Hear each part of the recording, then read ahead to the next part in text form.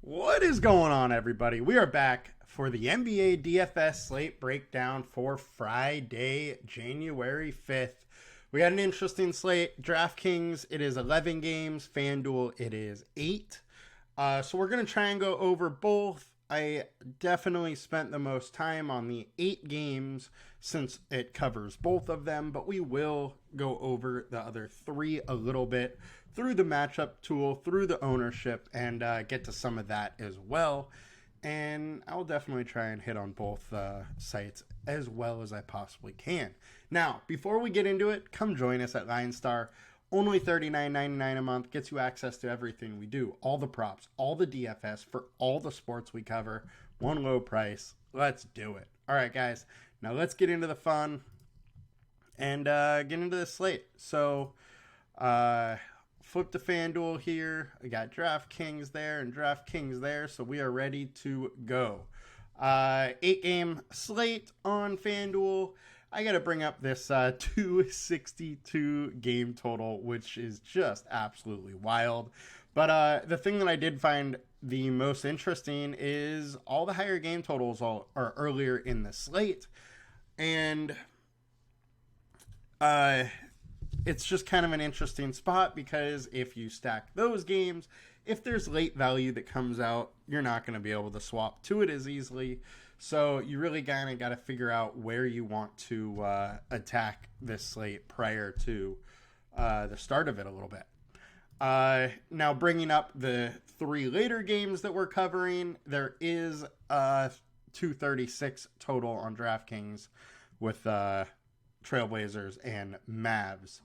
So a majority of the early games are the faster paced, higher scoring ones. All right, now let's get into the slate itself. So highest owned point guard Donovan Mitchell. Then we got Jalen Brunson and Trae Young. Mitchell coming in around 24%, Brunson 19%, and Young 17%. Look, I like Donovan Mitchell. He's got a pace-up spot versus Washington, who is allergic to defense, and Mitchell has huge upside. The one thing I got to say here is, look, he's got to score 35 points, really, to hit that 60 plus fantasy point area, which we kind of need at his price. So we need at least mid-50s. He doesn't do mid-50s often. He does... I guess he does it semi-often. He's done it, 1, 2, 3 times in the last 6 games or something like that. But with all the injuries on Cleveland, being Mobley out, Garland out, his usage is just sky high. So with that, I think he is in definite consideration in a huge pace-up spot. So I definitely like him. Don't love him. I wish his ownership was a little bit less, but I will be playing him. Jalen Brunson, he's in an interesting spot here. One of the things that I do want to bring up is just how many minutes he's been playing. 41, 38 over the last 3 games. And he is a guy that's been playing, 36 regularly. He may be getting a minute or 2 extra now that Quickly is gone and they don't have as good of a backup. Malachi Flynn, who was also involved in that trade, is questionable today. If he plays, maybe that eats into Brunson's minutes a couple, just a little bit, but maybe not. All in all, I think Brunson is fine, but I do like Julius Randle a little bit more than Brunson in this spot if you're going to pay up for one of those Knicks stars. Trae Young, obviously, is pretty interesting in a game with 262 total. He put up 57 versus them earlier in the season in a game that scored 300 or over 300. That game did go into overtime, though. But through the, regular 4 quarters of the game, they still were around that 270 or something. So it was a very high-scoring game. And Trae Young in this spot is obviously in consideration. He just doesn't get as much of a bump up because only DeAndre Hunter is out for them, where Mitchell is missing his 2 best players. Tyrese Maxey, I think, is actually pretty interesting. He's 8,500. Yes, Embiid is back. Embiid is playing, but it doesn't matter that much for him. Look, so he had 4 fouls, played 35 minutes versus Chicago, then only played 29 minutes in a blowout versus Chicago. But he's a guy that has been around that 37, 36 minute mark all season long. He's going to continue to be that. And versus the Knicks, I think it's a good spot to attack with a point guard. With Embiid being there, it doesn't hurt him that much. And I think the matchup is very good for Maxey, where he's not being owned super high. Jalen Green. So no Terry Eason, no Dillon Brooks. This is given Green way more upside. Really, in particularly, no Dillon Brooks. Just the ball is in his hands more. He's shooting more, passing, rebounding, doing all of that. Just a tad bit more without Brooks, with his usage up. I do like him. Without Terry Eason there could be a couple more minutes for him. He is a guy where on the season, right around 29 minutes a game. We have him projected for 32. Part of that is probably with Eason out. He could get an extra minute or two. So I definitely like Jalen Green. One of the things that I'm finding while going through this slate is the lack of value. And things that kept getting pushed into my lineups were low-owned guys that just kind of have a shot and are cheap. Mon Thompson is one of those. I mentioned Brooks is out. I mentioned Eason is out. And he got 20 minutes last game, 28 the game before that. And before that, he really hasn't played much. But, look, 0.98 fantasy points per minute over the last 5, 0.86 over the last 20. If he is getting 20, 22 minutes, he becomes a little interesting. Now, we're not sure if he's going to. He was a, high-end first-round draft pick, though. So the Rockets do need to see what they got going on him. I hope he gets a little extra minutes. Not totally sure if he will, but as of now, with not that much value open, he is one of the value pieces I'm getting to. Now, this will easily change as more value opens throughout the day. Another spot I like, Terry Rozier. Look, I've been on this bandwagon here for a little while. He keeps putting up 50s, 60s, and I got to go back in another spot versus the Bulls that, look, they're just not that good of a team. And in a game where the Hornets are probably going to be in it towards the end, I really like Rozier. He's 1.28 fantasy points per minute over his last 5. Over his last 20, it's 1.17. The one thing with that is that's not taking into account no Ball, no Hayward, no Mark Williams. Without those guys, he's around a 1.32 fantasy point per minute player this year. So I'm going back to him. He's getting a lot of minutes. He's producing with them. He's pretty much the center of their offense. So I'm going back to Rozier. I know his price is up there, and it's scary, but I think it's kind of deserving. All right, so point guard.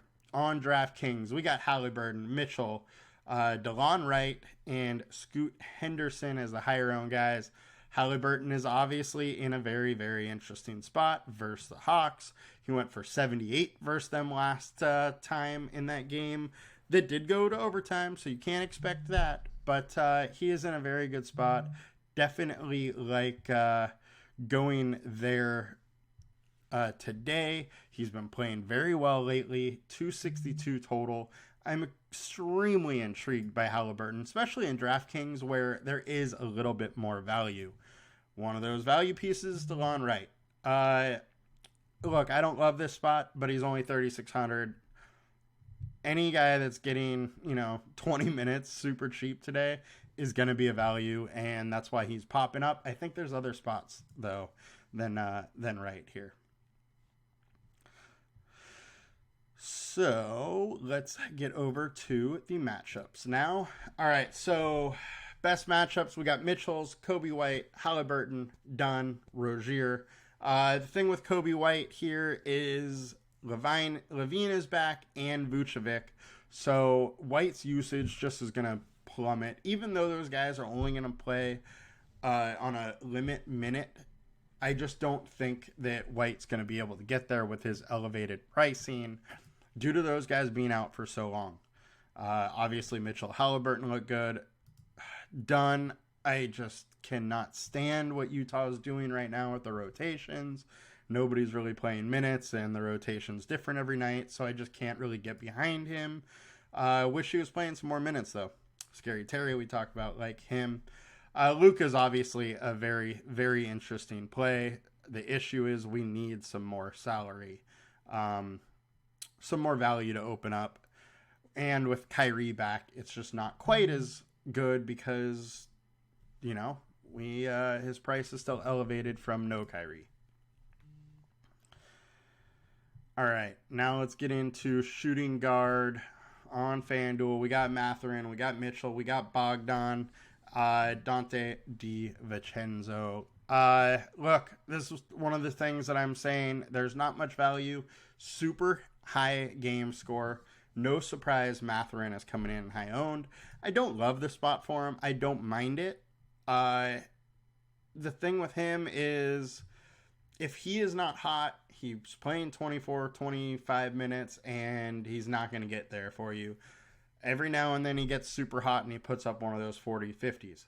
Being high owned, I'm not going to bet that that is going to happen today.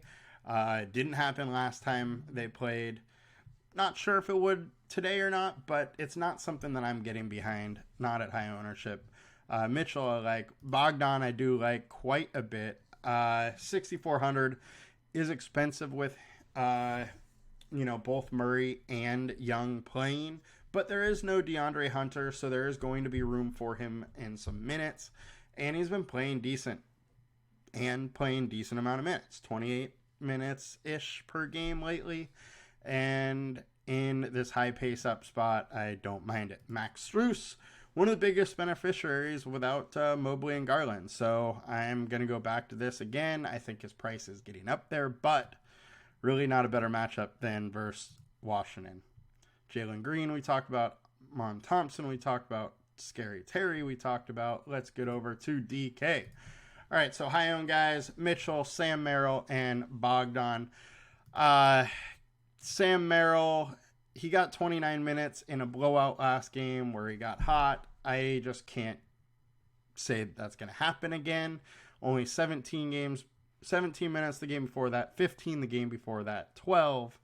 And then these were games where Mitchell was out as well. So I just don't think his minutes are really going to be there. We have him projected 18, high ownership. I don't want to go there at 18 minutes and higher ownership. Javon Carter, with everybody back, he may not even play. If he does, it's probably only a couple minutes. Not going there either. And matchup tool, Kyrie Irving, Anthony Simons, Cole Anthony, Strus, Oubre. I do like Oubre. I think Kyrie is interesting at 8,400. I mean, he hits 50 at an 8K price tag, so you got to consider that, especially in a nice spot. Higher pace game versus the Trailblazers, extremely interesting. And if you're going with him, you could go with Simons. Simons is a shooter. If he's on fire, he has a real high ceiling. He's going to shoot the ball a lot and can get you mid-50s at 7,800 in a decent matchup here, so I don't mind going there as well. And small forward spot, we got Jalen Johnson, Denny Avdia, and Benedict Mathurin. Nick Batum, Jason Tate, all coming in higher ownership as well. Jalen Johnson, I love. I was all about him on, Wednesday when we did the show. Tuesday. Wednesday was the day I unfortunately couldn't make it. Then 2-game slate yesterday. But I was all about him on the third here and had a ton of him. He went nuts, and I'm going to go back. Look, he's 7,200. Mid-40s is a realistic opportunity for him. He's a guy that has been putting up all sorts of different stats, just filling that stat sheet. 2 steals or blocks a game, 8 rebounds, 15, 16 points, 3 assists. He's doing bunches, and it just really puts together solid not only floor but ceiling. And in a pace up spot like this, where it's going to be running, gunning, and getting out in transition and doing all those little things, I really like it. And he did put up 42 versus them last time. So I think Jalen Johnson's in a good spot. Denny, I don't mind. 5.8K isn't too much. My worry is his minutes. His minutes are just so all over the place. These games where he gets 30 plus minutes, I love him. But there's just so many that it's like 21, 20, 22, 23 that it's hard for me to really get on board with that. And when he's high ownership, I'm going to just tend to think that he's probably going at, 26, 28 minutes and likely doesn't get there. So Jason Tate and Batum, both those are situations where they're going to get minutes and they're cheap. Thus, they're at high ownership. There's just not much value. I'm getting those guys too right now. I don't want to stay there. I hopefully will get off. But right now, that's one of the things. Isaac Okoro is a guy that you could pivot off to instead of them. Bogdan, we talked about. Sadiq Bey. Look, this Atlanta team, the thing that's interesting about them and why I'm getting more of them than the Pacers is I can project minutes for these guys much better than the Pacers guys. The Pacers, they play 8, 9 guys, 10 guys in a night and really spread out minutes except for Halliburton. Halliburton plays a ton of minutes. Everybody else just kind of meh. And on Atlanta, that's just not the case. DeAndre Hunter's out, and with him being out, Sadiq Bey's been playing a ton of minutes, been playing fairly productively. I don't like him quite as much in the small forward spot, which he is in with Jalen Johnson back, but super high pace, and I don't mind some Hawks. The one thing I'll say is I don't want too many Hawks unless I'm just going full game stack of that game. Max Strus we talked about. Jason Tatum. I'm actually kind of intrigued on Tatum versus the Jazz. I shy away from using too many Celtics players, but I think this is one that Tatum could really come through in versus the Jazz, who just aren't very good. Tatum's played a lot of minutes. The worry here is the Celtics just blow him out early and Tatum doesn't play enough minutes to get the ceiling there. But I'm intrigued at low ownership to go with him. Now, getting into small forward on DraftKings, we got Josh Green, Josh Hart, Bogdan. I do worry a little bit about Hart with the new setup with Anunoby on the team. And, I really hope they would rely on Josh Hart more. But, he only played 25 minutes last game, 29 the game before that. I think he's kind of stuck in this 24 to 28 minute range. And I think who's getting the most benefit from that trade is Brunson and Randall, because their usage goes up slightly. But also DiVincenzo, I think, is getting a couple extra minutes. And it's not Hart, who I was kind of hoping might, but it's just not the case. Don't hate him, don't love him. Just not really getting there. Josh Green entered the starting lineup again, played 27 minutes. We have him at 29 minutes now. It's in a good matchup. Not much value. I get it if you want to go there. Most of these guys at small forward just isn't that good tonight on DraftKings. So as you can see, everybody is pretty much going to the cheaper pieces here. And matchup tool, small forward wise, we got Lou Dort, Denny, Okoro, Anunoby. I don't mind Anunoby. I do wish his price was a little bit lower, but if he's hot, he can shoot the ball well from 3, get steals, gets blocks. He's an interesting little piece. Okoro, I did talk about as a potential value piece at lower ownership. Look, he's been around 30 a little bit recently and only 4,900. The issue with him is he's not likely to get you 7-8x. you can hope for 6x, and there's just not much ceiling on top of that. Lou Dort is actually somebody that I do like a little bit. He's been playing really well lately, playing decent minutes, and in a decent matchup for him. So definitely would consider him. On a power forward, Jalen, Denny, Nick Batum, Jason Tate, Bay. Talked about all of them already. So we'll go over to DraftKings and check that out for power forward. Karl Anthony Towns, Josh Green, Josh Hart. Cat is versus a very good defense. However, 7,200 on DraftKings is just insanely low to me, and I would absolutely go to him. It's somebody that can be mid-40s, 50, 60 if he really gets going. So even with it being a good defense, I would be getting here just on the fact that he can really fill it. And if this is a close game where he plays over 34 minutes, you know, I really do like the play, and I'm not surprised he's one of the higher owned spots. Should bring up Miami here. Miami is shorthanded once again. Jovic played 28 minutes and started last game. They should have similar guys out this game, so I'd expect him to start again. Definitely a little bit interesting, and Miami is one of the DraftKings value spots you can probably get to go with guys. And if you're jamming in a couple of Miami guys, it also gives you time to allow for extra value to come up throughout the day and give you some swappability, as it is the last game on DraftKings. Well, one of the last two.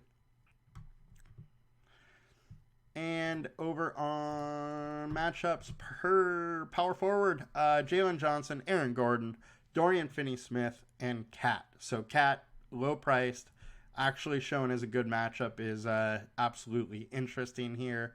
I don't mind some Kuzma either, especially in lineups. If I'm going to take two Cavs players, I don't mind having a Kuzma coming back, because, hey, Wizards are going to need to stay in that game a little bit for the Cavs to really get their ceiling games. So, and then Aaron Gordon, he's absolutely always in consideration for me because he does have a huge ceiling when he hits it. Just 7K is a lot for me when you got, you know, everybody healthy on the Nuggets. Orlando's another spot for those DK guys where there's some value. They are pretty hurting as far as injuries, and I'll go over that right after we get done with this, just so we can touch on it and give you a little bit of info there. All right. Center position, Nick Claxton, 16% owned. Jalen Smith, 15. Nick Richards, 12. Claxton, I don't mind. I think it's a tough game for him versus OKC, but he did absolutely crush them like a week ago. So he's in a decent spot, one that he is, you know, taken advantage of before. Just don't absolutely love it. Jalen Smith, I'm getting to some right now, and it's just an issue of lack of value. So he only played 19 minutes yesterday, but got 25. That's kind of been his thing over this last week. If he is able to get to 22, 24 minutes in this spot, 5K could be worth it, but he's going to have to get to that. Nick Richards, he's starting center, playing, you know, a solid amount of minutes in a matchup that is exploitable. Do not mind getting to Nick Richards. Chet Holmgren is one of my favorite plays on the slate. Look, he's low 8K, 88.3K, 50, 60 point ceiling, and is living in the 40s. So I like him quite a bit, and do not mind going whatsoever there. So getting over to DK, Dupe Reith, Cat, and Tristan Thompson are the highest owned. Reith is interesting. He is listed as questionable, so we're not sure if he's going to play, but Moses Brown is out. DeAndre Ayton is out. Robert Williams is done for the season. So they're just very limited on big man. They got Dupe Reith, and they got Badgie. I totally blanking on his name right now, but it is, yeah. Ibu Badji is who started last game. He only played 15 minutes. He fouled out in 15 minutes. That is kind of who he has been so far this season. Just tons of foul trouble. But has been able to produce decently on a fantasy per minute basis. Not sure if he starts today or not, but he is a possible value spot, as is Reith. I actually would rather Reith come off the bench, I think. I think Badgie likely gets into foul trouble, doesn't play that many minutes, and Reith, that as it is probably only playing 24, 26 minutes, so might as well do it off in a spot where he might have a little more usage. So don't mind going to dupe. Cat, 7,200, too cheap. Tristan Thompson, he played extra minutes in a blowout. Outside of that, he's 10, 12, 14 minutes. Just can't tell you to do that one. And over to the matchup tool, we got Drummond. Drummond and Vucevic are both going to be playing tonight. It's likely Drummond starts, but Vuce is playing off the bench. I kind of expect them both just to play like 24 minutes, something like that, making both of them useless. And a really good matchup, so it's kind of a bummer on that aspect. Hartenstein is fairly interesting. I don't love it, but he's been playing good lately, so I understand if you want to go there. Nick Richards. Collins, I wish would get minutes, playing 18 to 24 minutes a game. Claxton's interesting. Lively is just kind of okay. So that'll do it, but one thing I wanted to go over is just those last couple games. So Orlando Magic without Wagner, Gary Harris, Jonathan Isaac, Fultz, and Joe Ingles, and then Wendell Carter is questionable. So they're big time short on guys. It is going to mean some of their starters play a couple extra minutes. Whoever plays off the bench is going to play extra minutes. So Magic is likely where you're going to get some later value. Phoenix Suns, KD is questionable. Not sure what's going on there, but him being active or not changes that.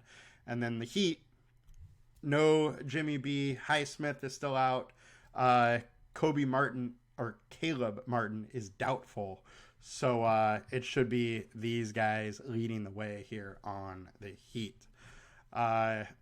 Maverick side, there's a lot going on here, but not too much that really affects everything. Unless Luke is out, then big time issues there. And Portland, it's the center spot that's really the issue at center. All right, guys, that will do it for us today. We will be back next week. And hope you guys have a good one. Good luck. Let's win some money. Bye.